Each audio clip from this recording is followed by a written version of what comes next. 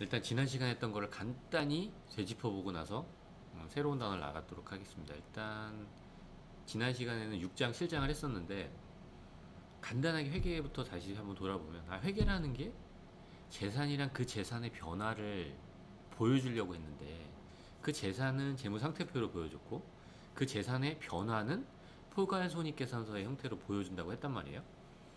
그럼 그 포괄손익계산서의 구성 내역을 보면 실제 포괄손익계산서를 보면서 보면 실사례인데 그 재산의 변화를 보여주는 거예요. 특정 기간 동안 변화를 보여주는 포괄손익계산서를 보면은 당기순이익이라는 거는 동일하지만 그러니까 그 재산의 변화는 동일한 거죠. 그 재산의 변화를 어떤 식으로 보여줄 거냐, 단지 플러스와 마이너스로만 보여줄 거냐, 아니면 거기보다 조금 더 세분화된 정보를 줄 거냐. 내가 동일한 영업을 했을 때 이 영업이라는 게 그 영업 활동, 내가 지금 이 회사를 세운 목적 자체, 이 목적 사업과 부합하는 영업이익하고 그 목적 사업에 부합하지 않는 목적 사업 이외에 비경상적으로 발생하는, 여기서 보듯이 유형자산 처분이익 같은 게 발생했다면 이 두 개의 어떤 재산 변화는 구분해서 보여주는 게 더 정보를 이용하는 사람한테 좋지 않겠냐. 그러니까 그렇게 정보 이용하는 사람한테 그렇게 어떤 예측 가능성을 높여주고 더 유용한 정보를 주기 위해서 이 영업이익과 당기순이익을 구분해서 표시한다고 어제 말씀을 드렸죠. 아니, 지난 시간에. 그러니까 그런 이유에서 구분하는 거예요. 이 영업사업, 이 영업활동에서 발생하는 이익이 얼마고 그 외에 이익이 얼마라서 당기순이익이 얼마다. 그런 목적으로 이 포괄손익계산서가 영업이익도 있고 당기순이익도 있다. 수익하고 비용을 이렇게 다른 형태로 보여준다. 뭐 수익을 한데 묶는 게 아니라, 비용을 한데 묶는 게 아니라 그냥 각기 구분해서 이 영업활동과 영업활동 이외로 보여주는 게 의미가 있으니까. 그리고 지난 시간에 했던 게 회계에서 계정이 뭔지에 대해서 봤잖아요. 재무상태표, 우리가 재산과 재산의 변화를 보여주려고 하는데 그 재산을 보여주는 목록이라 그랬죠. 일단 실제 사례를 보면서 다시 보면 내 재무상태표가 내 재산을 보여주는 건데 내 재산을 보여주는 것 중에서 내가 소유권을 가지고 있는, 내가 사용할 수 있는, 내가 마음대로 쓸 수 있는 재산을 보여주려고 하는데 그 재산을 보여주는 이 항목 하나하나, 내 재산 목록 하나, 자산, 그러니까 내가 소유권을 가지고 내가 사용할 수 있는 걸 자산이라고 했어요. 재산이랑은 조금 다르죠. 근데 그런 그 자산의 하나하나를 보여주는 이게 계정 과목이라고 말씀을 드렸던 거고, 이 대출금, 그러니까 그럼 내가 재산이 이런데 부채, 내가 재산 중에 내가 갚아야 될 돈을 생각해 보는 거죠. 내가 도대체 누구한테 갚아야 되냐, 그 왜 갚아야 되냐 보니까 은행에서 대출을 했기 때문에 갚아야 된다 라는 의미의 이게 계정 과목이 하나가 있는 거예요. 자본도 마찬가지야. 그래서 내가 총 소유하고 있는 자산 중에서 내가 갚아야 될 돈을 빼니까 이게 내 몫인데 내 몫의 구성 요소가 어떻게 구성되어 있냐, 처음에 이 회사를 만들 때 갖고 온 거냐, 아니면 재산이 변화하면서 더 증가한 거냐, 그런 걸 보여주려고 하는 게 자본이라고 보면 되고, 그 자본금이 이 재무상태표의 자본의 계정인 거죠. 이게 뭐 계정이라는 게 뭐 이게 질문사항이 하나 있었는데, 현금, 여기다 사실 현금이라고 해서 돈이라고 써도 되겠죠, 돈. 근데 돈이 포괄하는 범위가 되게 넓잖아요. 어떤 사람은 우리가 가상화폐도 돈이라고 생각할 수 있잖아요. 누군가한테 그게 돈이고 현금도 돈이고 예금도 돈이고, 근데 그걸 보다 효과적으로 보여주는 방법이라고 생각해요. 사실 아파트라는 거를 우리가 일반적으로 계정에 쓰진 않아요. 그러니까 제가 이거 어떤 설명의 편의를 위해서 아파트라고 쓰는 거지, 일반적으로는 뭐 공동주택에 포함된다던가, 아니면 근데 이게 정말 주택 임대업을 하는 회사다, 아파트, 도시형 생활주택, 이 구분이 의미가 있겠죠. 아파트가 랑 도시형 생활주택은 다른 거니까. 또 오피스텔은 그거랑 또 다르잖아요. 그렇게 임대업을 하는 회사가 아니라면 이런 거 세 개를 구분하는 게 의미가 없을 거예요. 근데 만약에 임대업을 하고 이 세 개의 구분이 유용하다, 누구한테 보여주기가, 그럼 구분하겠죠. 그러니까 계정이라는 게 딱히 정해져 있는 게 아니라 어떤 상황에 따라서 나눠질 수도 있고 합쳐질 수도 있다. 뭐 그렇게 보면 될 것 같아요. 일단 여기까지가 재무상태표의 어떤 계정을 보여줬던 거고, 포괄손익계산서의 계정. 그러니까 포괄손익계산서가 수익하고 재산의 변화를 수익하고 비용의 형태로 보여주는데, 그럼 그 수익, 난 어떤 항목에 의해서 수익이 발생했냐, 그게 바로 여기에 계정이죠. 수익 쪽의 계정. 매출, 그러니까 일시적으로 영업외 수익도 큰 범주 안에서 계정이고, 그 세부 계정. 내가 이 어떤 커피를 판매하는 이 사업체, 이 사업장을 누구한테 잠깐 빌려줘갖고 추가적으로 수익을 생긴 거를 내가 임대료라고 이렇게 써놓은 거죠. 이게 계정. 요것도 계정. 광고 선전비란 비용이 지출됐다. 임대료란 비용이 지출됐다. 비용이라는 계정이에요. 임대료라는 계정이고, 내가 이자를 지출했으면 이자 비용, 요거 자체가 계정인 거죠.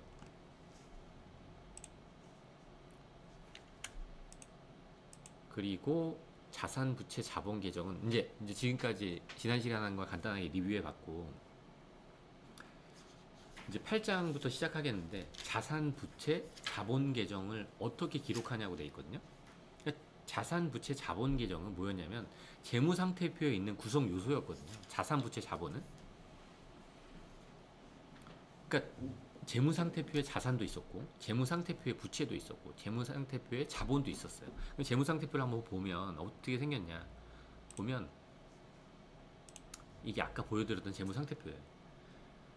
여기서 이제 가장 중요한, 회계에서 원래 사실 시작할 때 말씀을 드렸어야 되는데 혼란스러울까봐, 일단 내가 재무상태표, 내가 회계가 내 재산을 보여주는 거고, 그 재산의 변화를 보여준다 그러는데, 재산을 보여주는 방법을 재무상태표로 했단 말이에요.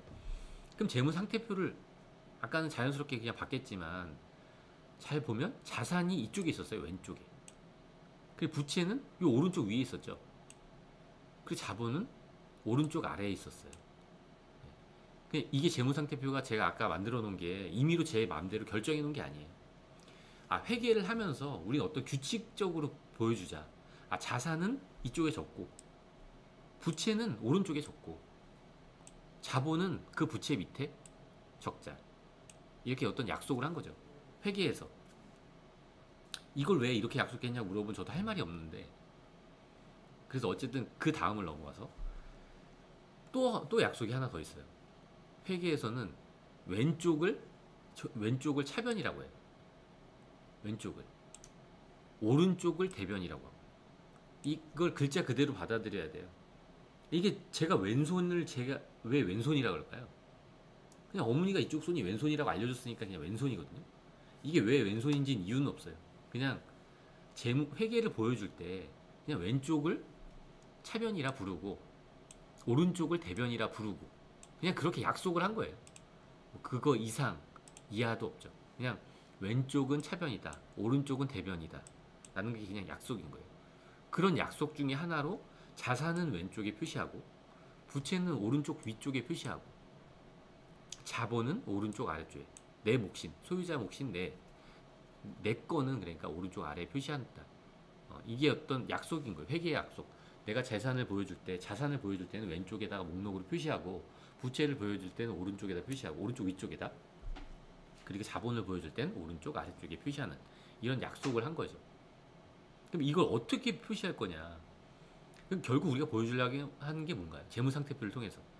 그러니까 우리가 재무상태표를 통해서 보여주려고 하는 거는 사실 이게 재산이라 했잖아요. 회계가 보여주는 재무상태표를 통해서 보여주고 싶은 게 우리의 재산인데, 그럼 그 재산의 변화를, 그 재산을 보여주고 싶은 거잖아요. 그 재산을 도대체 어떻게 보여줄 거냐 이거죠. 이렇게 보여주잖아요. 자산이라는 거를 오른쪽에 기입해 놓고, 자산 그 내역을 적고, 부채라는 거를 자산은 왼쪽에 놓고, 부채를 오른쪽에 놓고, 자본은 오른쪽 아래쪽에 놓는 거죠. 이게 아까 말했을 때 이쪽이 대변인 거예요, 그냥. 왜냐면 회계는 오른쪽을 대변이라고 부르기로 했으니까. 저도 왜 대변인지는 저도 몰라요. 알고 싶지도 않고. 일단 그래서 오른쪽을 그냥 대변이라고 부른다. 항상 재무상태표는 좌측에 자산을 표시하고, 그러니까 차변에, 그리고 우측에 부채 쪽에는, 우측의 대변에는 부채랑 자본이 표시된다 라는 이런 약속을 하고 있다는 거죠. 그럼 내가 재산이 변했어요. 만약에 재산이 이거 변했다. 이 재산이 변했다는 걸 어떻게 기록해야 될까요? 내가 만약에 여기서 돈을 벌었어요. 재산의 변화도 보여준다고 했으니까 어떤 활동을 통해서, 영업 활동을 통해서 제가 2천만 원을 벌은 거예요. 그럼 2천만 원이 벌었다는 거를 일단 그 시점, 이거 재무 상태가 어떤 재산의 시점이잖아요. 내가 지난달까지 내 재무 상태가 이랬어요. 현금은 하나도 없었고, 아파트는 2억짜리가 하나 있었고, 대출금이 1억 6천이었고, 내 돈, 이 중에 내 몫이 4천 정도 있었는데, 이 재산이 한 달 뒤에 내가 열심히 커피 영업을 해가지고 한 달 뒤에 내 재산이 2천만 원만큼 증가했다 라는 걸 어떻게 보여줄까요?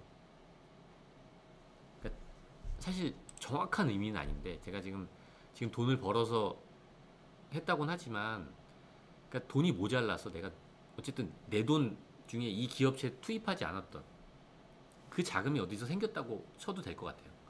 그러니까 영업해서 번 돈일 수도 있겠지만, 내가 이 사업에는 그 돈은 안 쓰려고 했던 비상금 같은 거를 현금이 없으니까 여기다 추가로 넣을 수 있잖아요. 이 사업을 위해서 쓰려고 내 비상금을, 누구한테 빌린 것도 아닌데 비상금을.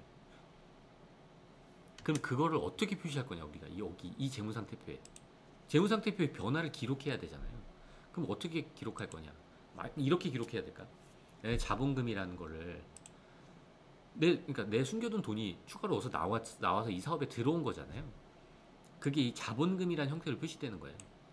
내 돈 어디 숨겨둔 쌈짓돈 2천만 원을 가져와서 이 사업에 쓰려고 현금으로 갖고 온 거예요.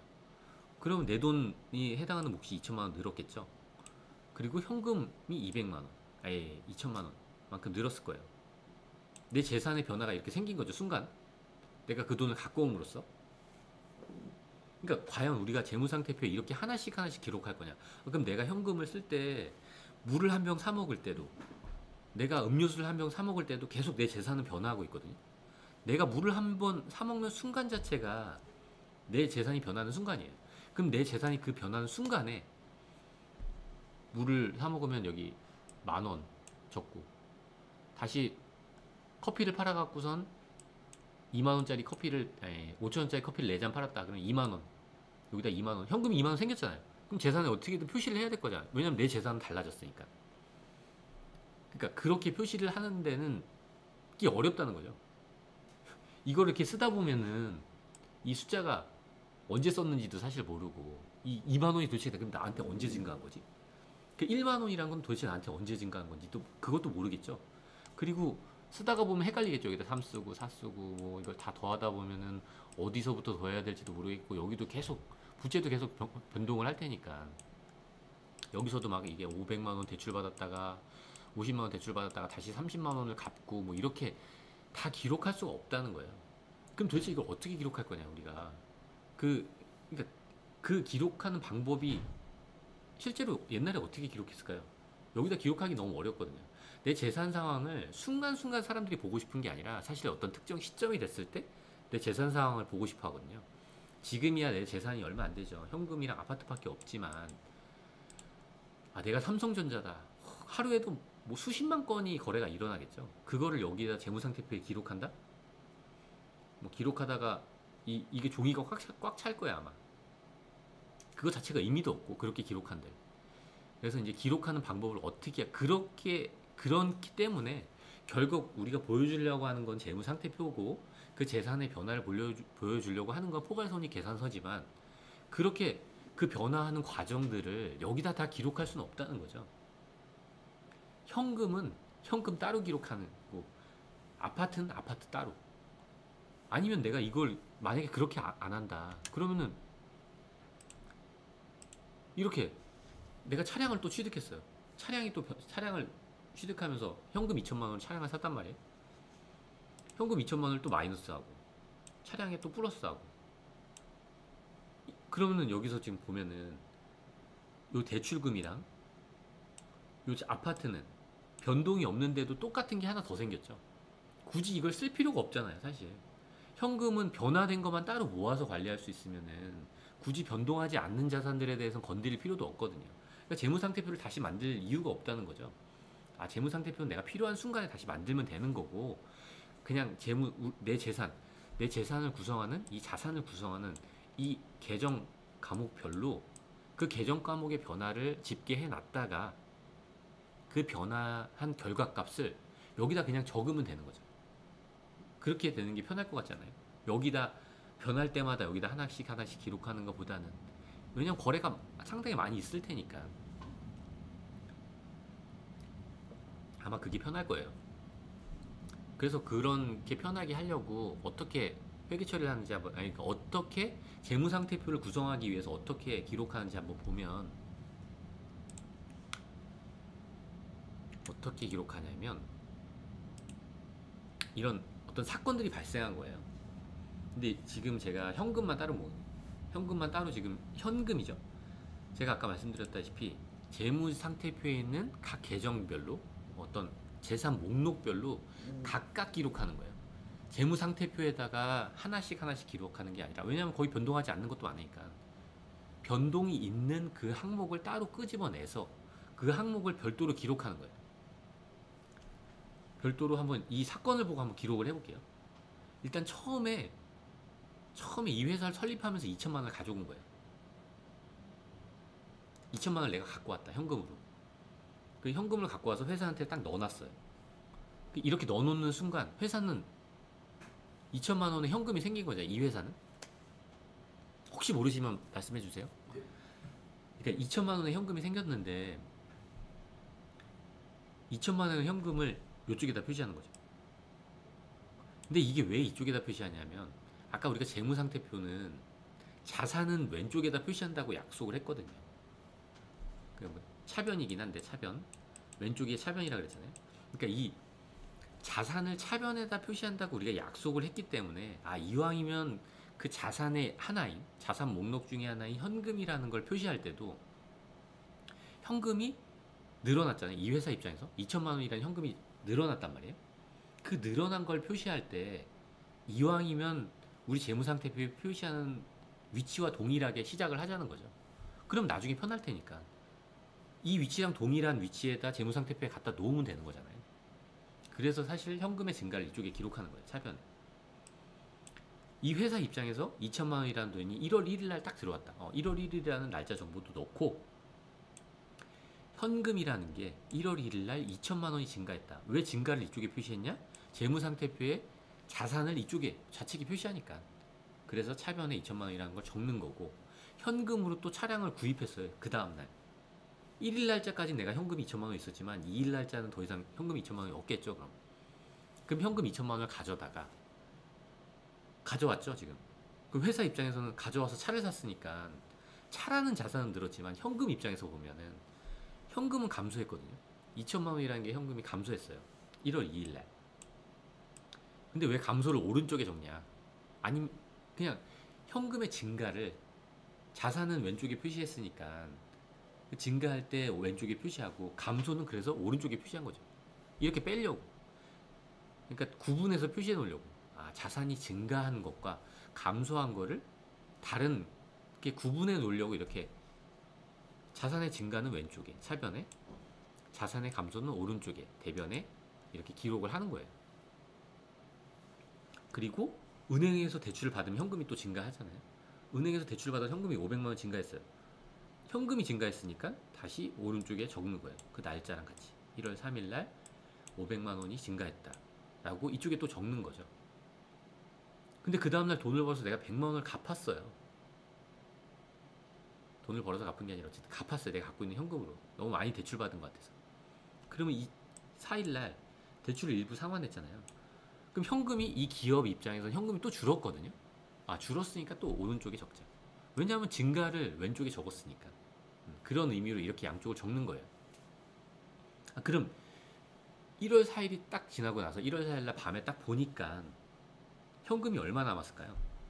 현금이 얼마 남았는지 보니까 이쪽 증가하는 쪽에 2,500만 원이 증가했고, 감소하는 쪽에 2,100만 원이 증가했거든요. 아니, 감소했거든요. 그럼 지금 얼마 남았을까요? 결과값은 지금 400만큼 남은 거예요, 현금이. 400만 원 굳이 표시하지 않아도 2,500에서 2,100을 빼면 되겠죠. 그러니까 1월 4일날 저녁 때가 됐을 때는 저한테 현금 400만 원이 있는데 이 400만 원의 이런 변동 과정을 그 재무상태표라는 자산 목록에다 직접 표시하는 게 아니라 현금이라는 걸 따로 떼어내서 현금이 증가하면 자산이니까 왼쪽에 표시하고 감소하면 오른쪽에 표시하면서 이렇게 기록을 해놓는 거죠. 굳이 다른 변동하지 않는 다른 계정을 건드리는 게 아니라 현금 계정만 따로 요 밑에 적으면 되니까 하나씩. 그래서 이렇게 자산을 기록하게 되는 겁니다. 비슷하게 예로 다시 한번 보면 아까 차량을 구입했잖아요. 우리가 재무상태표에서 표시하는 게 어떤 거였냐면 재무상태표가 어떻게 생겼어요? 재무상태표에 차량도 있었잖아요. 재무상태표에 차량도 별도로 있었거든요. 이 차량이라는 별도도 아까 말했듯이 현금 위에 있는 현금처럼 별도로 관리하는 거예요. 물론 이 사례랑 약간 다르지만 그러니까 차량이라는 것도 별도로 끄집어내서 이 차량만 놓고 보는 거죠. 아까 그 거래 상황에서 차량만 놓고 볼게요. 차량만 딱 놓고 봤을 때 차량이 1월 1일 날 없었어요. 차량은. 그죠? 그럼 표시를 안 하는 거야. 1월 2일 날. 이런 거래로 인해서 푸드트럭 사업을 시작했지만 트럭은 없었으니까 지금 여기서는 아직 차량을 구입하기 전이니까 나한테 처음 내 차가 생긴 게 1월 2일인 거예요. 1월 2일 날 나는 현금으로서 차량을 2천만 원짜리를 구입한 거죠. 그 이후에 내 차가 없어졌나요? 1월 3일 날 없어지지 않았어요. 1월 4일 날 그대로 있죠. 그러니까 내 차량이라는 자산의 변화는 1월 2일 날 한 번 있었거든요. 그러니까 차량 계정에 가가지고 1월 2일이라는 날짜에 현금으로 차량 2천만 원이 증가했다는 거죠. 왜 증가를 또 이쪽에 표시했을까요? 차량이라는 게 자산이니까. 자산의 증가니까 왼쪽에 표시하자. 왜냐하면 우리 재무상태표에서 왼쪽이 아까 자산이었잖아요. 그래서 차량이라는 자산이 증가했으니까 그걸 왼쪽에 표시해 준 거예요. 그 이후에는 차량과 관련된 변동 내역이 없었으니까 이런 거래는 있었지만 차량하고 관련된 변동은 없었거든요. 차량이 늘어나기만 했지 차량을 팔았나요? 아니잖아요. 그래서 이쪽에 나타나지 않은 거예요. 차량이 굳이 나타날 이유가 없죠. 차량을 한 대 더 샀나요? 그런 사건도 없었잖아요. 그래서 이쪽에 나타나지 않고 이렇게 이거 한 거래만 딱 있는 거예요. 1월 1일부터 1월 4일까지의 내 재산, 차량이란 재산의 변동을 보여주는 거예요.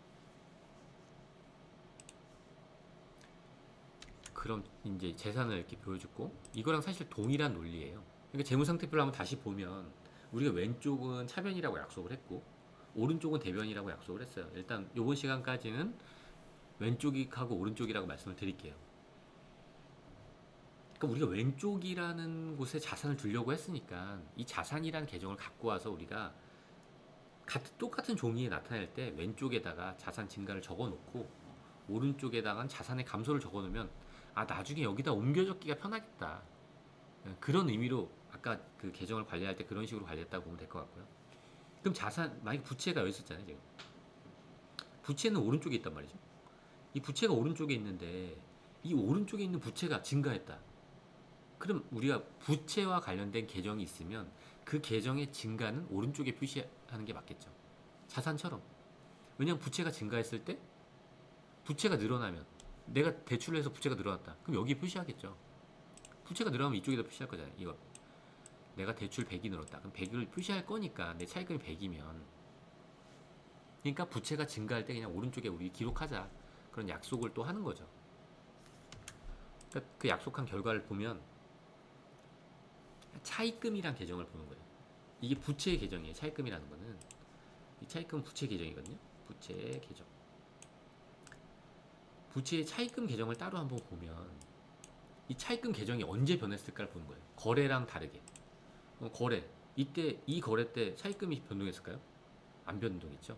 그냥 내가 현금을 이 기업에 들고 들어와서 출자를 한 거고 그 출자가 현금이었던 거고 출자한 자산이 그러니까 이 자산이 내 몫이잖아요. 그래서 그게 자본금에 2천만 원이 표시된 거고 그리고 그 현금으로 난 차량을 구입했어요.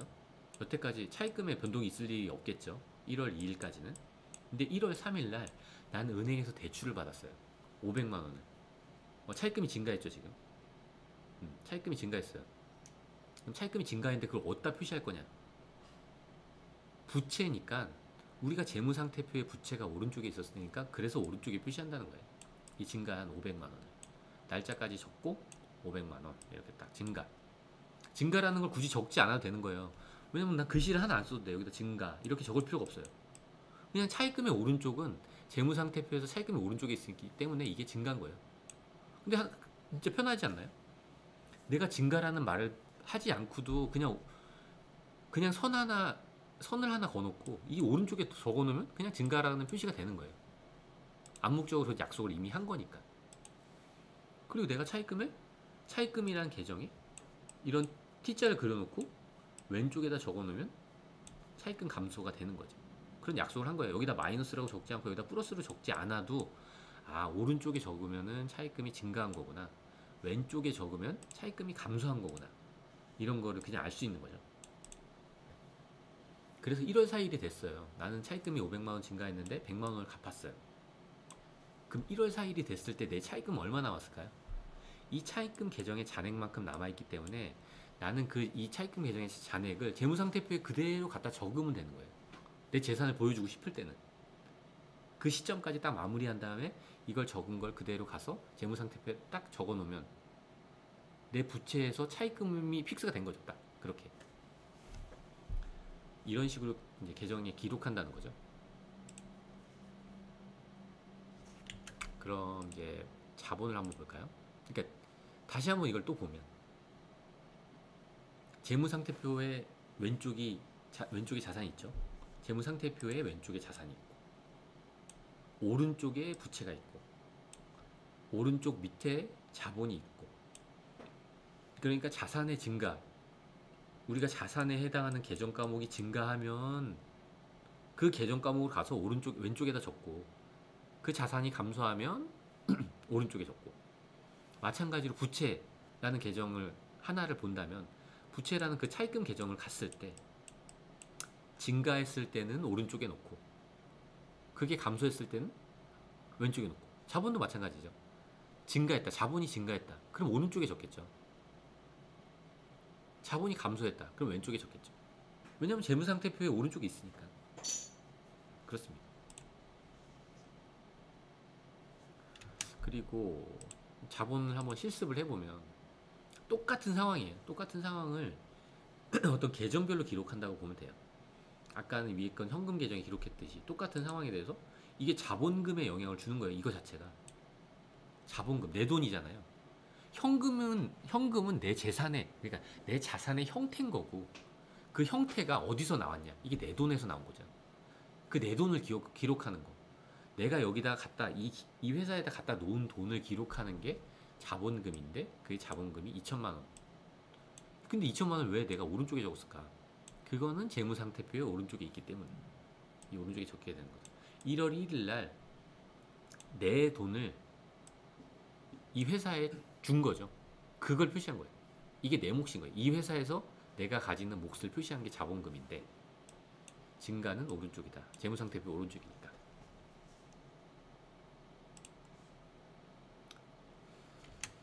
일단 오늘이 여기가 마지막인 것 같은데 아니네요. 그러니까 결국 이 재무상태표의 기록인데 재무상태표의 기록도 마찬가지예요. 아까 현금 계정 따로 있었죠. 이런 거래가 있었는데 이런 거래에 대해서 현금 따로 적어놨고 차량을 따로 적어놨고 차량에 대해서 따로 기록했죠. 현금에 대해서 따로 기록하고 차입금에 대해서 또 따로 기록했어요. 자본금에 대해서도 따로 기록해놨어요. 그럼 이거를 우리가 그전 형태에서 재무상태표에서 고치는 게 아니라 바로 그걸로 쫓아가면 돼요. 현금을 한번 가볼게요. 아까 기록해놓은 현금을 가보면 현금에 얼마를 적어놨냐. 그러니까 남아있는 현금이 이쪽에서 이쪽을 빼니까 400만 원이 남아있던 거예요.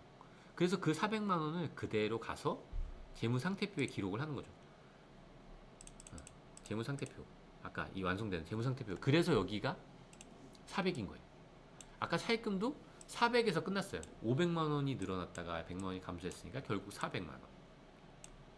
자본금은 내가 여기 회사에 출연한 것 자체가 변동이 없었으니까 2천만 원 처음에 출자한 이게 전부였고 그리고 차량은 2천만 원 증가한 게 이 회사 자산 내역 변동이 전부였죠.